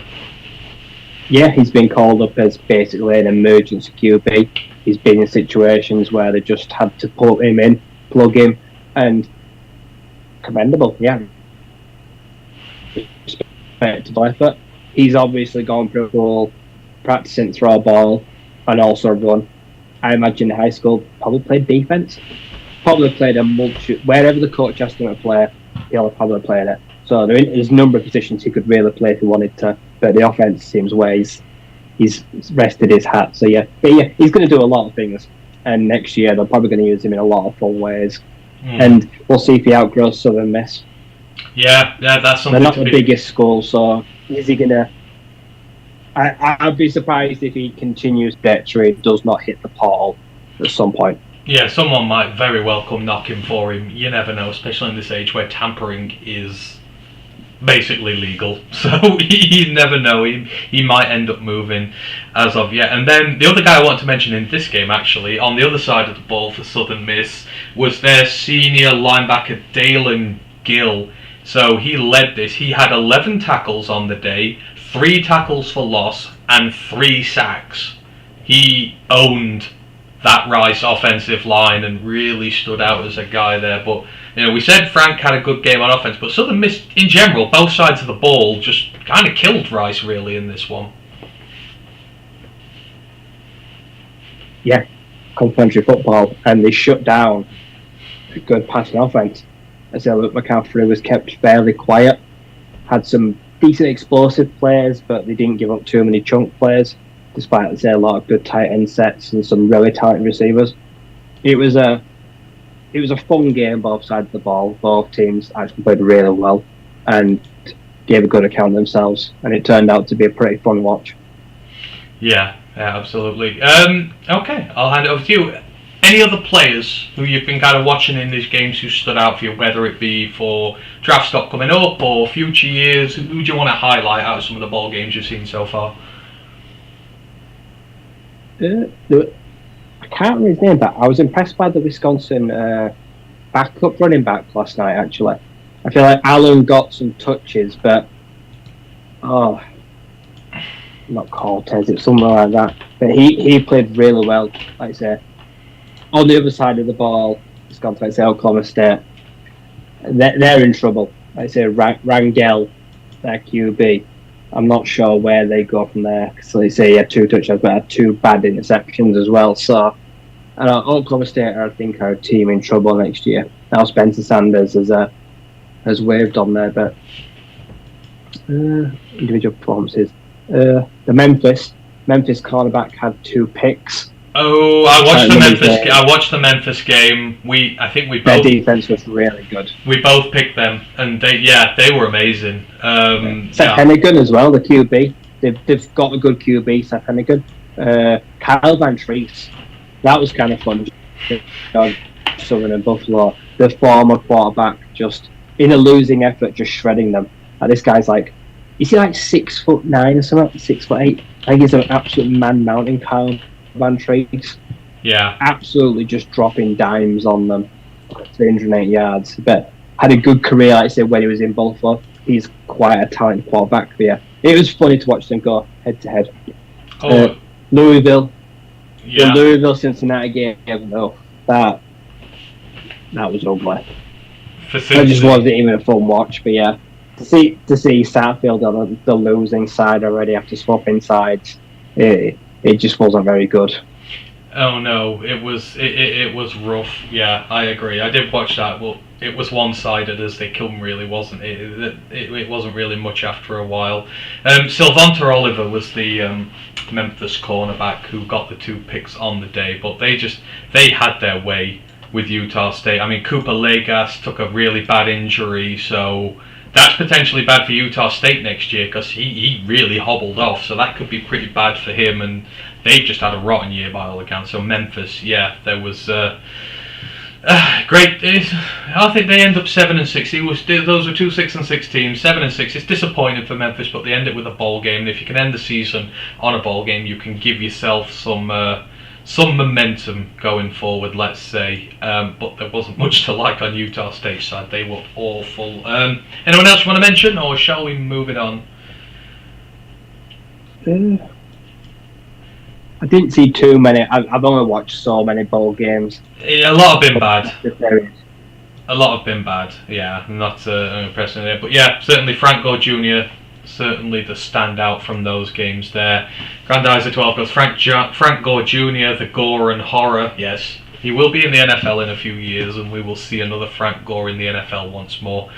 Hey, we might see another Terrell Owens in the NFL once more, but the same one at 49 years old. That would be a crazy ass story if he came back to the Cowboys of all teams. That's got to be marketing or something. He can't seriously be playing at 50 years old. Right, okay, that is bowl season so far. About another 20 games to go, so we will round that off next week, which brings us to our final segment of the day. And of course, Ryan, in a few days' time, before I do, Grandizer goes the Hawaiian Bowl. Did you watch that? That was Middle Tennessee in the Hawaiian Bowl, I believe, if I remember rightly. Let me just double check. But I think that was WA as well. Middle Tennessee and San Diego State in the Hawaii Bowl, I believe. I did not. It was very close. I think they only won by about 2 points. Usually have a soft spot for Middle Tennessee, but Reed Blankenship is now with Philly, so that's kind of where my interest in them ended. I really wanted the Lions to draft Reed last year. Now he's got in a niche career for himself with the Philly Eagles, who might be on the way to a Super Bowl. So just want to say I was maybe right on that one. No, I didn't, unfortunately, Grant, but we will keep watching games as we go along. Right, this weekend, Ryan, college football playoff time. The road to the Natty, there is one more stop to go, and two very, maybe intriguing fixtures, maybe lopsided fixtures, who knows, but we'll start with the one that doesn't involve the in-state team first. We'll leave Michigan for the end. Of course, talking Georgia, the Bulldogs, the reigning, defending Natty champions of the world, and Stetson Bennett are going to go to work against what I quite frankly think is undeserving college football playoff finalists, Ohio State and CJ Stroud, who got in there by default of other teams losing, not because they're good. This is going to be a very interesting matchup here, right? Two stylistically very different teams. Ohio State, obviously, we know them for the passing offense, you know, the receivers, the deep field threats. CJ Stroud slinging the ball all over the field to them with the separation they get. You know, you've got Marvin Harrison, you've got Ibuka there as well, you've got the third. I always forget the name of the third one because it ain't Njigma no more, but you've got some really talented guys. And then on Georgia's side, maybe the most complete team of the lot of them. They ain't an explosive offense. They are not, you know, fancy on the eyes and that, but what they are, they're kind of like Dan Campbell says, they are the grit team. They are the team that will smash you in the face. They are the team that will wear you down no matter what the situation and just grind you into dust. On both sides of the ball, the defense, everyone wondered with all the players getting drafted last year, would it affect them? Nope. New stars have become available to them, no more so than one Jalen Carter, who Lions fans are absolutely begging to draft next year to stop our run problems there. And then on Ohio State's side, the defense has gotten better this year, the defensive line especially, but linebacker, you've got Eichenberg in there, who's had an all-pro season.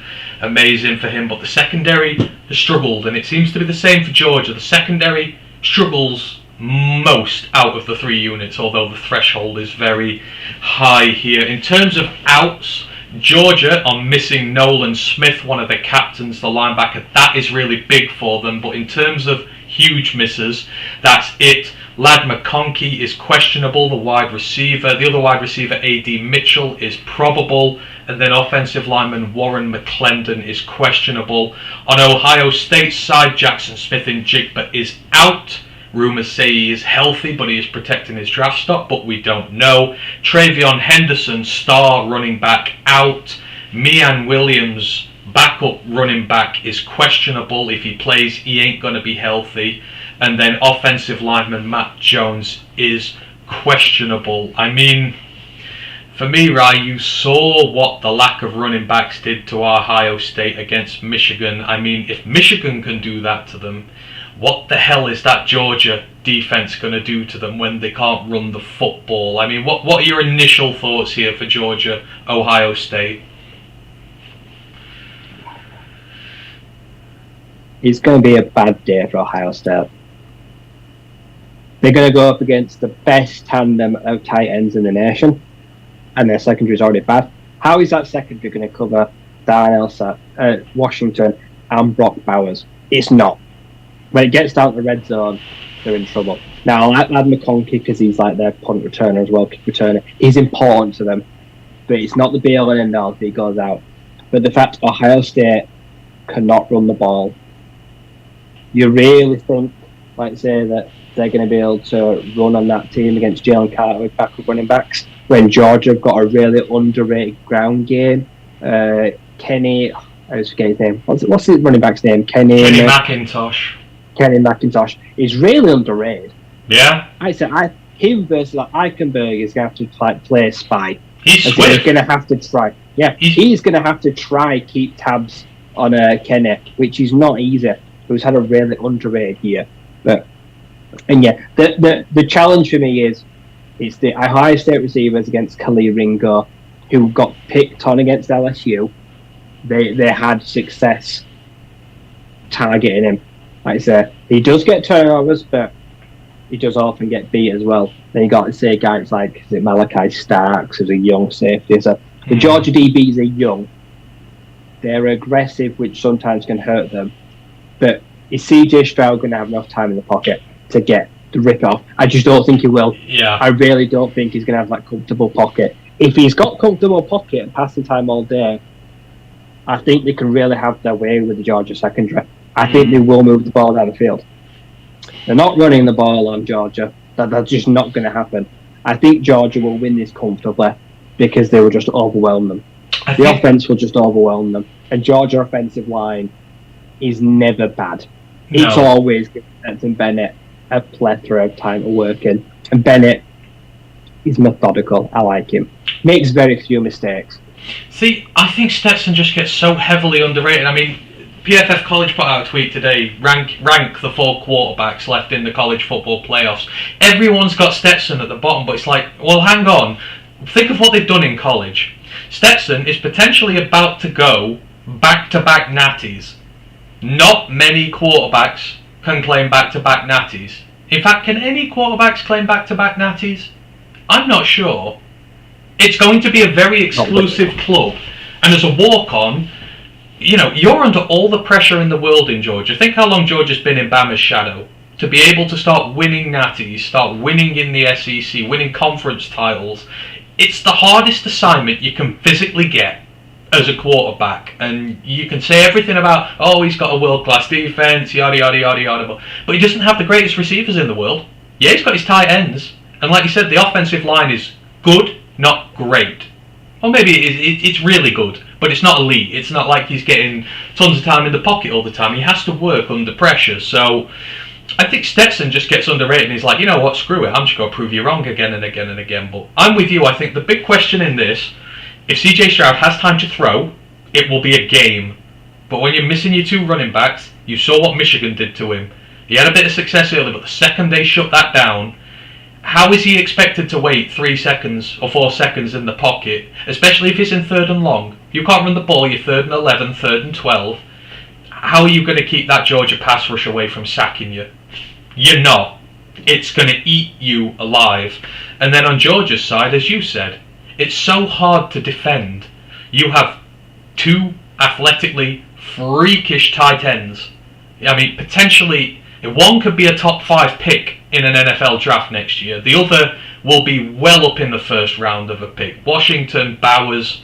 I don't know. That just feels like the matchup that's going to kill them, doesn't it? Because Ohio State's linebackers are good, but if they're on these guys, and then you've got Kenny McIntosh working out the backfield. McIntosh is basically Swift 2.0. He is a dual threat running back who can do it all.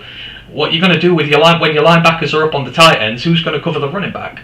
Who's going to cover the receivers? It just feels like the way they play, specifically around the tight ends, just doesn't match up well to what Ohio State are. I don't think many teams struggle with that. Like you say, if they just bail out and, like say, they take tight ends, Stetson Bennett as well is fairly fast. Stetson Bennett will do a lot of work with his legs in this game.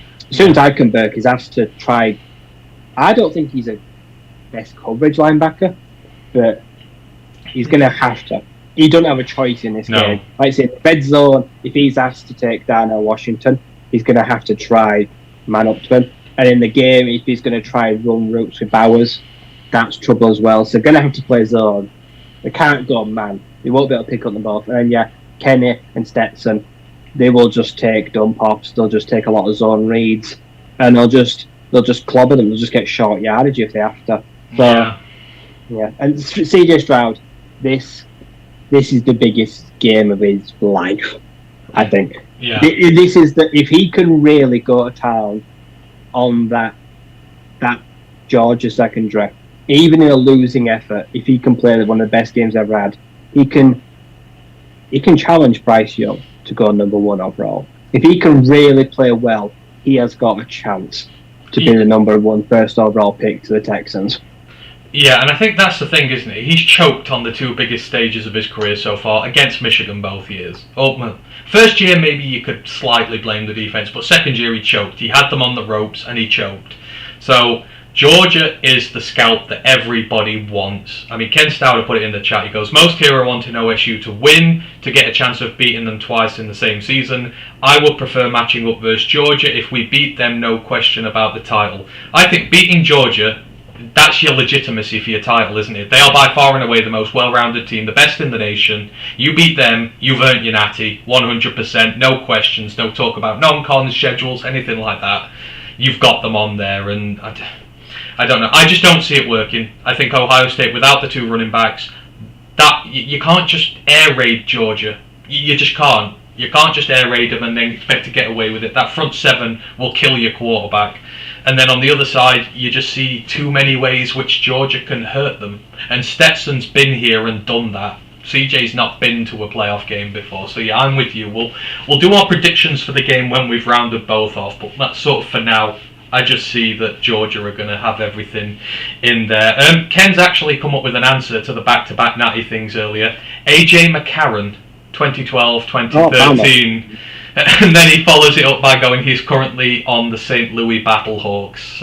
Yeah, that could be a path Stetson follows, who knows. But yeah, AJ McCarron's a back-to-back natty winner, and potentially Stetson's going to get in that category as well. Why is it the back-to-back natty winners are not elite quarterbacks? It just must be something in the water at the time. Proves you need a good team to win a natty, not a good quarterback. And then the other one. This rivalry has got very heated over the last week, because obviously we follow lots of Michigan fans on Twitter. There's been a lot of back and forth here, but the Michigan Wolverines are back for the second year in a row to try their luck on the way to a national title, taking on the plucky, resilient underdogs of TCU, the Horned Frogs from the Big 12, who despite losing the Big 12 championship game, still managed to sneak their way into the playoffs courtesy of USC losing as well. But you know, we follow a lot of Michigan fans on Twitter, as we do, because they're interspread with the Lions fan base, and everyone around the nation seems to be very confident that this is going to be a Michigan win. But if there's one thing you've learned about this TCU team this year, you cannot write them off. You absolutely cannot. In terms of coming into the game, we know what these teams are. Michigan, they rely on the trenches to set the tone. They run the ball hard. Blake Corum may be out, but Donovan Edwards is just as good. He might even be better when his career in Michigan's done. He's averaging like 8 yards per carry this season on what he's played so far. And then, yeah, they impose their will on you with the trenches. JJ McCarthy is good enough as a passer. He's not elite, but he's good enough to punish you when the run game gets going. You open the play-action pass book up. You make things easier for him, and that's how Michigan beat you, and that's how they've done it all year. TCU, we know what TCU are again. They've got legitimate playmakers on offense. They've got the Holy Trinity. You've got Max Duggan at quarterback, who's had a sensational year, Heisman runner-up. I mean, at the start of the season, we were talking about him as a rushing guy, but he's proven his worth as a passer this season. Kendre Miller has a touchdown in every single game this season. The running back, he's reliable. He does the hard yards. He can make guys miss. He can make something out of nothing, and he keeps the TCU offense chugging. He keeps it honest. And then you've got potentially the best wide receiver in the NFL draft this season in Quentin Johnston, your big ex-receiver on the outside. He has had a few injury issues, but he will be healthy for this one. And on his day, he makes even the best secondary players look bad. I mean, you've got the Holy Trinity here, you've got the plucky underdog spirit of it, but this is another one, Ryan. Like Ohio State with Georgia, tactically, this is going to be a real big problem here, because this TCU offense operates with its quarterback, who is a dual threat, who can run the ball, and it kind of opens up everything for them. Michigan, and I saw this amazing stat earlier today while I was doing this, defending against quarterbacks this year, playing in the Big Ten, 44 carries against them by quarterbacks in the Big Ten this year. Do you want to know how many yards those carries went for? -4. -4 yards. That is all quarterbacks have been able to rush against them this season. The Michigan defense is disciplined, gap placement, scheme blocking, holding the edge against dual threat quarterbacks. It's elite. It excels. And if they stop Max Duggan from being able to participate in this game in terms of his rushing ability, that narrows down what the TCU offense can do. And if TCU are going to win this, it's going to need to be an offensive shootout with both teams passing through the air. You've got to take Michigan's run game away. You've got to put it on JJ, and then you've got to trust that Duggan can go out there and wield better than him in the duel going forward. What are your initial thoughts going forward on the Michigan TCU game? The TCU defense for me is a worry. Like I said, it's nearly cost them a lot of games this year, where Max Duggan or Kendra Miller have had to dig him out of the shit. Like I say, it's gone to overtime. Like I say, it can give up big plays. Like I say, James Hobbs Tomlinson had a great year, won awards, but can still be picked on. Like I say, he don't get too much pressure. They've come out and said that this is like they're going to be the treat the Wolverines offense like the Kansas State, take away the run game, make them pass. That's how they think they can win. Now I agree with that. You take away the run game, I'm just not that high on this JJ McCarthy as other people. If you don't have confidence in run game, I don't think he's good enough to win in the playoffs. On the flip side, if you take away the dual threat from Max Duggan and ask him to just sit in the pocket and tee off, he's going to have success, because I don't think the Michigan corners, whoever they give him, I think Quentin Johnston will win. I think he'll win the battle. Like I say, if he's 100% healthy, which he's supposed to be now, he's going to give the secondary nightmares. But Max is also prone to blunders. He's had the cleanest season he's had as like a quarterback. But will the stage fright come in? Will he throw one of those costly interceptions that it has in years prior, where he did sometimes turn the ball over? I just don't know.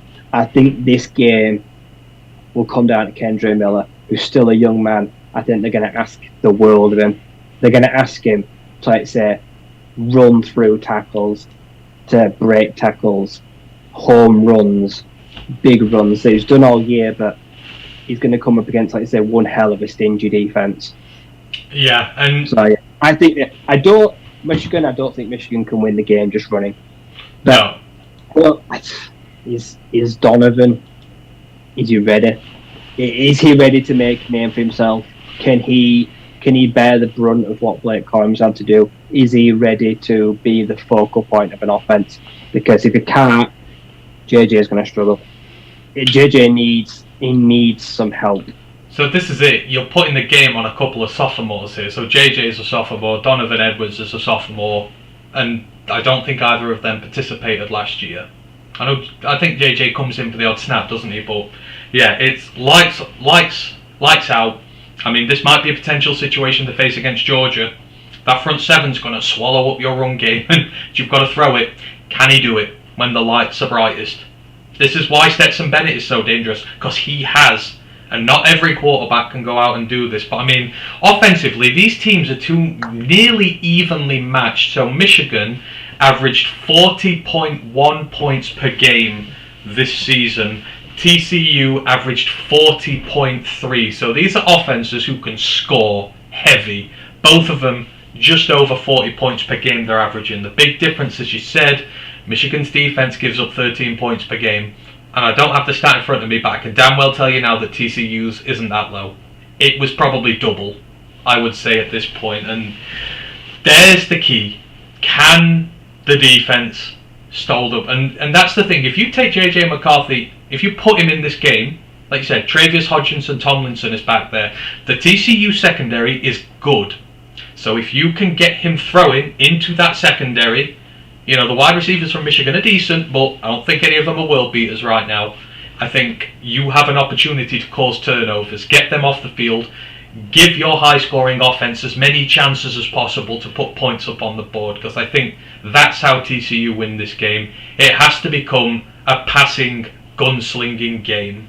And if that happens, then TCU have a chance. I think every other scenario that happens, I think you're going to have to give it to Michigan. I'm with you. I don't know if that defense can get it done or not, but I'm glad TCU are here. And I hope they put on a good show and they don't get blown out. But yeah, that Michigan defense is good. I mean, that's crazy. Quarterback rushes against you in minus figures for the season. Do you know how hard that is? There are some good dual threat quarterbacks in the Big Ten who can put yards down on you, and they've got negative yardage in terms of quarterback rushing. So we've had a look through them. What are your predictions for this game, for these two games? Who's going to win, and how much are they going to win by? I think Georgia is going to win by a pair of scores. I think it'll be fairly comfortable. I'm going to say like 35-21. I think Michigan, low scorer. I'm going like 24-21 Michigan. I think they will cancel each other out. It'll come down to defense. See, I hope it's kind of like that, but the way I'm looking at it, I think this could potentially be two terrible matchups where we get two blowouts. I think Georgia are going to blow out Ohio State, and if TCU don't get going, I see them blowing out. I see them being blown out by Michigan. I could potentially see two 20-point gaps here between the teams, and in Georgia's case, I think so. I think it's going to be 45-20 to Georgia. I think they're going to absolutely have their way because Ohio State's run game is gone. In Michigan's game, I'm going to say it's be about 36-17 to Michigan. I really want to believe in TCU, but that defense is it's so worrying. And it's not the defensive line that's their strength on that TCU defense, and it needs to be. You've got to keep that Michigan offensive line in check, because it wins games for them, and I don't know if they can. And it's no good relying on a good secondary if the ball's getting run down your throat and they've got 20 yards by the time they get involved in the game. So I don't know. I sense two blowouts here, and I sense a Georgia-Michigan natty. So it's going to be really interesting, those two games coming up at the weekend. Sort of an aside into this, Grandizer asks about the TCU center Steve Avila. What do we think of him? He is projected to go second or third round. I mean, I watched a lot of TCU games this year. I know the offensive line has had its problems there, but he's an anchor. I think he's one of the better centers in this draft, and you've got a couple coming out of the Big Ten. You've got the Minnesota one who's coming out who's really good, but I think he's definitely up there amongst them. I think he's been really good. TCU have had to have good play to get this far. You don't get to the playoffs without having a team effort here, and I think Avila, he's definitely going to be one of the better centers in the draft this year, should he declare.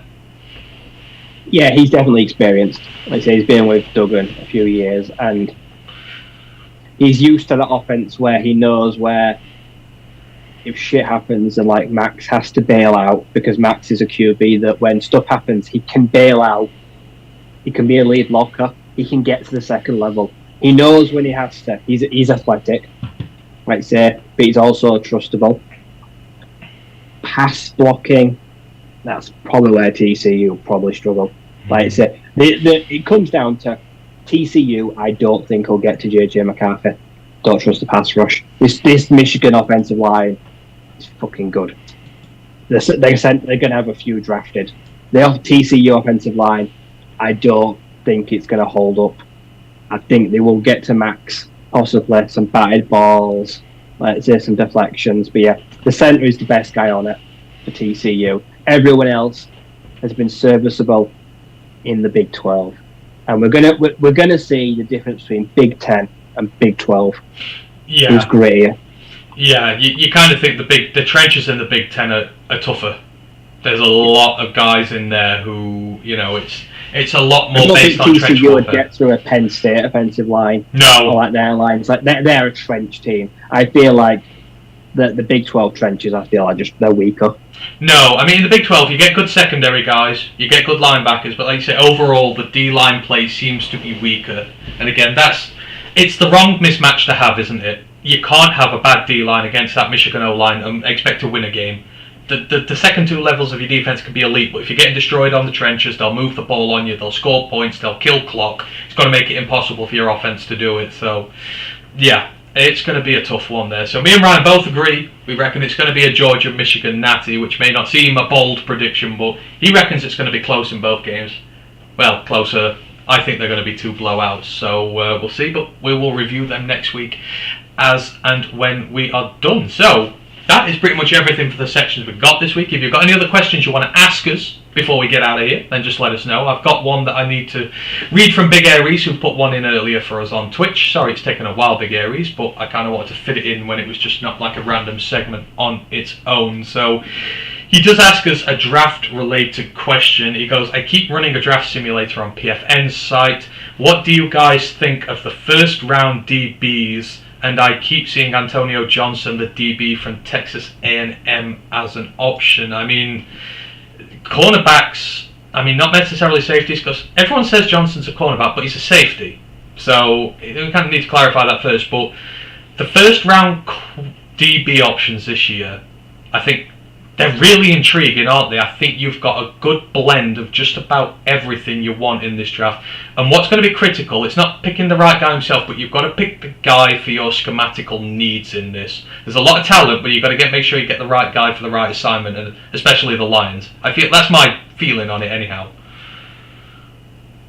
Yeah, there's a mix. Like you say, you've got big guys that have not been super productive in college, like Christian Gonzalez. He's had one good year this year, like 4 picks, but he's 6'2", he's long, he's lengthy, he's strong, he's fluid. Then you've got guys like Khalil Ringo, a bit more muscular, a bit shorter, a bit more erratic. Like you say, he makes big plays, he's got an attitude, a chip on his shoulder, but also, like you say in the LSU game, got beaten. Like I say, he got caught with eyes in the backfield. He's young and naive, but I really like him. But I feel like you're going to have to put up with some bad play at the start. And then you've got, like I say, guys like Antonio Johnson. Antonio Johnson is a strong safety or a nickel. Like I say, that is it. Like I say, I won't outside corner. He's not that big. He's like, I've watched him play a bit like Buda Baker. Like I say, he's like 6 foot. He's strong. He's aggressive. He'll come to line of scrimmage. He'll play. But in coverage, probably not so much. Like I say, you wouldn't play him free safety. You'd play him in a multi-scheme safety package like the Lions, and that's why you see him a lot like in the mocks. He could replace like Deshaun Elliott. Then you've got other guys like Joey Porter Jr. who fits the Lions because he's a man corner. Yeah. He'll play press. He'll jam you at line of scrimmage. He is probably people that really like. So yeah, but there's a good set. There's a strong class of defensive backs, but yeah, the Lions don't want someone that can't play man and wants to sit in zone and give a lot of cushions. Like I said, we're going to need someone a bit more rugged than that, so getting it right. But I think we've seen now that cornerback is a need, so a cornerback in the first round is looking less and less surprising. He's getting the right one. If you get the wrong one, we're in trouble. And I think the big thing with DBs, especially sort of recent history of the NFL, I think teams have realised how vital depth is at the position. You can have good guys, but you've got to have good backups, just because it makes or breaks your whole defence, really, doesn't it? So you've got to have depth. I mean, I've seen Lions fans saying we've got Okuda, we've got Jacobs, why do we need another corner so early? You've got to have more. You've got to have 3, 4 great guys that you can slot in, rotate round, different needs. I mean, I'm with Ryan. For me, the thing with the DBs in the first round this year, you've got to get the guy who's right schematically for you. It's not all. Some people say best player available. That's dangerous with the DBs this year. As he's already mentioned, you've got Joey Porter Jr., Devon Witherspoon from Illinois, who I've been all over. These are the best man coverage corners in this draft. And Detroit needs man coverage corners, because that is what we play. We play a lot of man coverage, and it's where we struggle a lot of the time. So these are the kind of guys, for me personally, you need to be going after. If you need a slot cornerback, which you could also say we need, you're going to look at guys like Clark Phillips. He might be up there. I don't know what his stock's like at the minute and if he goes, but Clark Phillips is the slot guy in there. And then, again, you get to safeties. You've got Antonio Johnson, possibly Brian Branch. I know he's up there, but I'm like you, I'm not entirely sold on him. He's kind of like Battle last year. These Alabama DBs, I'm not 100% sold on them. I think he's in the same category. And Battle's rated in deep down in the second round this year. He was meant to be a first round pick last year. Coming back was a big mistake from him because there wasn't a safety class this year, and the DB class this year is really good. But last year, I think it was really good for wide receivers in the first round. I said on our stream to Matt, I said I'll put the over under it. I think it was 7 receivers in the first round, and he kind of scoffed at me. There was 6, or did I say 8? There was 6 or 7 wide receivers last year. I don't know about you, Rye, but I feel like as many as 8 or 9 DBs could go in the first round this year. I think it's going to be very DB heavy. Would you agree or disagree with that? Yeah, I can see it. Gonzalez, Ringo, Porter Jr., Antonio Johnson, Witherspoon, Ryan Branch, Devon Witherspoon. People forget Garrett Williams just because he tore his ACL, but he's still one of the best DBs in the draft. I mean, he's a risk, but it could be worth the reward because he is really good corner. But yeah, there's a lot of guys out there. So yeah, I can see easily 5 or 6 defensive backs. I can see the first corner going pretty high. And the thing is, there's a definitive lack of wide receivers in the first round this year. I don't even think there'll be 3. There's not really many offensive linemen. I think that could be the lowest it's been in years. Outside of Skoronski and the Ohio State guy, Paris John. No, I think there's 2 of them, maybe. But I don't see many of them. So those are 2 of your big staples in recent drafts where you've had lots of guys in the first round. I don't think there is many this year. So I think I'm going to put an over-under of DBs in the first round at 8. I will be that confident right now that 8 DBs will go first round. So yeah, but you've got to get the right one. And Witherspoon and Porter Jr., for us, lead the way with that one at the moment. Brian, starting off from the start of the show, goes, bad news guys, it was gonorrhea. Oh, hope it gets better soon, bud. Grandazza says, good job lads, catch you later on in the week. Where is Hank? I'm guessing is Hank asleep today, or is he just having a break? No, he was too giddy, so I locked him out tonight. Oh, bless him. He's yeah, he wanted to fight. Oh, bless him there. Big Harry says PFN referred to him as a nickel, so that was something more towards what the Lions might. I guess that's going back to Johnson. I think you mentioned that, didn't you? Anyhow, he's sort of the nickel-ish guy. Brian Branch as well. Brian Branch is classed as a zone defender that plays nickel and safety. So they're hybrids. Yeah. The only problem I have with hybrids, look what we've just tried to do to Iffy. And we're ruining Iffy Melifonwu by the week. We're trying to hybrid him out, and it doesn't always work. I could say there's a difference between a first-round talent guy and a fourth-round guy like him, but I think what the Lions are doing with him is disgusting. I don't want no more hybrids. There are more than enough specialist positional corners and safeties this year so that you don't have to go hybrid, but hey, I'm not an NFL GM, so who knows. I think that is it in terms of questions and bits this evening. Anything else you want to get off your chest before we get out of here, Ryan? No, I think we've covered everything. Like I say, just the big games left.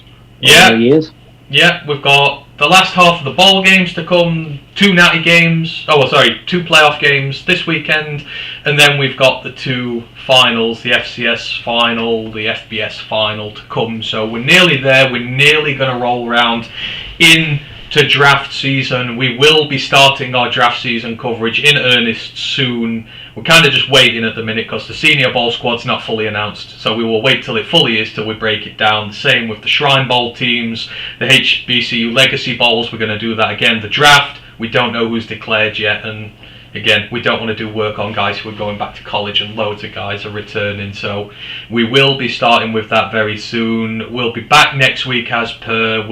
I think we'll do the final end of season mock drafts next week and see how they compare to our half season ones. I know with you, Rye, they're changing, aren't they, with the Lions? I guess we can talk Lions briefly a minute after what happened with the Panthers, but it's kind of in flux right now what we kind of think we want to do with them, isn't it, in terms of positions? Yeah. Lions need a running back. Yeah. I know a lot of people are talking about Josh Jacobs, but he won't be cheap. Like I say, we've seen Jamal go down with an injury. Is that the start of the last time we're going to see Jamal Williams as a Lion? It could very well be, and it's a strong running back class, so we're going to have to go. A linebacker as well, the depth for us, it's just not there, is it? So we're going to have to address the positions that looked okay 5 weeks ago, but right now I'm not as comfortable with. Isn't it just the case? You feel like Bijan Robinson sat there. He's like the apple on the tree that God told Eve not to eat, and you're just like, I know I shouldn't eat it. I know I shouldn't be wanting the Bijan Robinson apple, but is it not getting sweeter and more tempting looking by the week for what we need? Could you imagine putting him behind our offensive line? He'd go crazy in the NFL. Oh, I think, yeah, it's bold. It'd be a flashy move. It'd upset a lot of people, but it could very also quickly win people over. Yeah, if you think you're ready to win, you draft a running back. Teams that are ready to win and they've got offensive lines draft running backs. So do you know what? If with our own pick, if we're picking at like 14, 15, that's where I'm seeing him taken. Take him. Yeah. If we picked him right now, I would not be upset. I think is the final thing, because our offense is predicated. We've still got Swift. Yeah. 1 year, cheap ass deal. Swift and Bijan. Can you imagine them two lining up as a two running back set? What the hell are you going to do as a defensive coordinator? Are you can't bring your linebacker out to watch over Swift if he's going to run the ball. If he's going to catch the ball, if Bijan's going to run it down your throat. You don't want 200 pound. You don't want a 180 pound linebacker or whatever trying to take down Bijan.